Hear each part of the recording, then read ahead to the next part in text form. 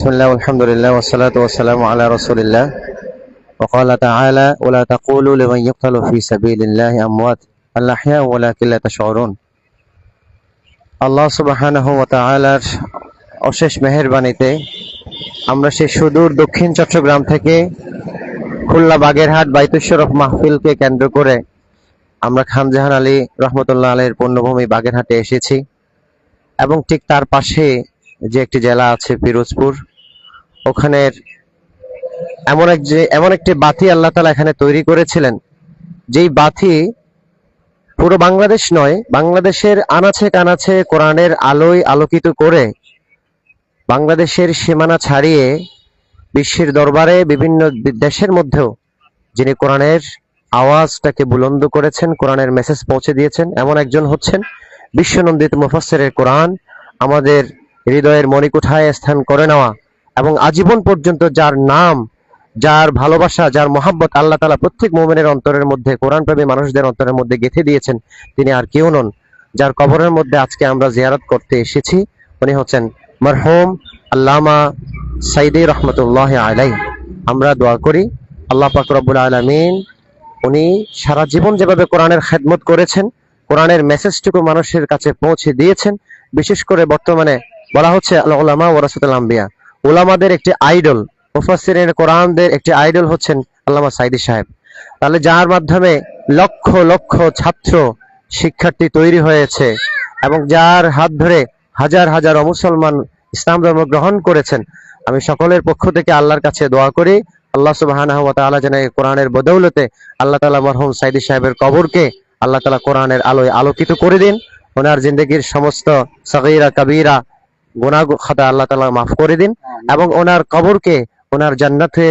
জান্নাতের ফিরদাউসের আলা মাকাম দান করুন। সম্মানিত উপস্থিতি, বলতেই হয় আমাদের খুব আকাঙ্ক্ষা ছিল, আমি তখন ওনার যখন ইন্তেকাল তখন আমি ঢাকাতেই ছিলাম, বলতে গেলে ওনাকে সেই দিন ছিল ইন্ডিয়ার প্রতিষ্ঠা বার্ষিকী। ইন্ডিয়াকে খুশি করার জন্যই পরিকল্পিতভাবে আমাদের প্রিয় কোরআনের পাখিকে কেড়ে নেওয়া হয়েছে, ষড়যন্ত্রমূলকভাবে তাকে সেদিন হত্যা করা হয়েছে। লক্ষ লক্ষ মানুষ চেয়েছিল ঢাকার মধ্যে একটি জানাজা হোক, কিন্তু পতিত ফেসিবাদী সরকার এই কোরআনের এই জানাজাকে ভয় পেয়ে, এই মানুষটাকে ভয় পেয়ে তারা কোনোভাবেই জানাজা হওয়ার সুযোগ করে দেয়নি। তখন থেকে আমাদের হৃদয়ের মধ্যে খুব কাকুতি মিনতি ছিল, ওনার যে প্রিয় মাতৃভূমি যেখানে ছিলেন, উনি যেখানে শায়িত আছেন, ওখানে আমরা আসবই আসবো। কিন্তু আজকে 2 বছর যেতে না যেতে আল্লাহ সুবহানাহু ওয়া তাআলা ওনার কবরের মধ্যে এসে ওনার সালাম দিয়ে আল্লাহর কাছে দোয়া করার জন্য, ওনার জন্য মাগফিরাত কামনা করার জন্য আল্লাহ তাআলা আমাদেরকে সুযোগ দান করেছেন। আপনারা জেনে খুশি হবেন, এই যে বাইতুশ শরফের পীর সাহেব হুজুর ইনশাআল্লাহ আগামীকাল এখানে আসবেন,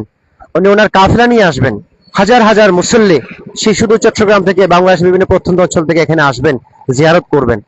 আমাদের সবার একই অবস্থা যে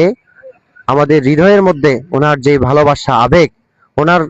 সাইনবোর্ডের মধ্যে ওনার নামটা দেখতে অজুরে আমাদের অজান্তে চোখ থেকে পানি বেয়ে পড়েছেন। এগুলো কি লক্ষ কোটি টাকা দিলেও এই ধরনের চোখের পানি কি কেউ কিনতে পারবে না। তাহলে বুঝতে হবে, আজকে যারা সমালোচনা করে তাদেরকে বুঝতে হবে এই সাইদি সাহেবের প্রতি ভালোবাসা, আমাদের আবেগ, এগুলো একমাত্র আল্লাহ তাআলাই আমাদের ঈমানি ভাবে আমাদেরকে তৈরি করে দিয়েছেন। অতএব এখানে সমালোচনার কোনো সুযোগ নেই। নিঃসন্দেহে উনি একজন আল্লাহর মকবুল বান্দা। আমরা আল্লাহর কাছে দোয়া করি উনি সারা জীবন যেভাবে কোরআনের তাফসীরের জন্য তার জীবনটাকে উৎসর্গ করে দিয়েছিলেন, সে কোরআনের মেসেজটুকু যেন আমরা আলেম হিসেবে, ওনার উত্তরসূরি হিসেবে, ওনার ছাত্র হিসেবে, ওনার এই ঈমানি রূহানি সন্তান হিসেবে আমরাও যেন পুরো বিশ্বের মধ্যে কোরআনের মেসেজটুকু পৌঁছে দিতে পারি, এই আশাবাদ ব্যক্ত করে আজকে যারা উপস্থিত হয়েছেন, উলামায়ে কেরামরা আমাদের সাথে আছেন, আল্লাহ সুবহানাহু ওয়া তাআলা তাদেরকে এই আশা আল্লাহ তাআলা কবুল করুন। এই বলে আমি আমার সংক্ষিপ্ত কথা শেষ করছি। ওয়া মা তাওফীক ইল্লা বিল্লাহ। ধন্যবাদ জানাচ্ছি আজকে যার মাধ্যমে আমরা লাইভে আসার সুযোগ হয়েছে, অন্যতম উদীয়মান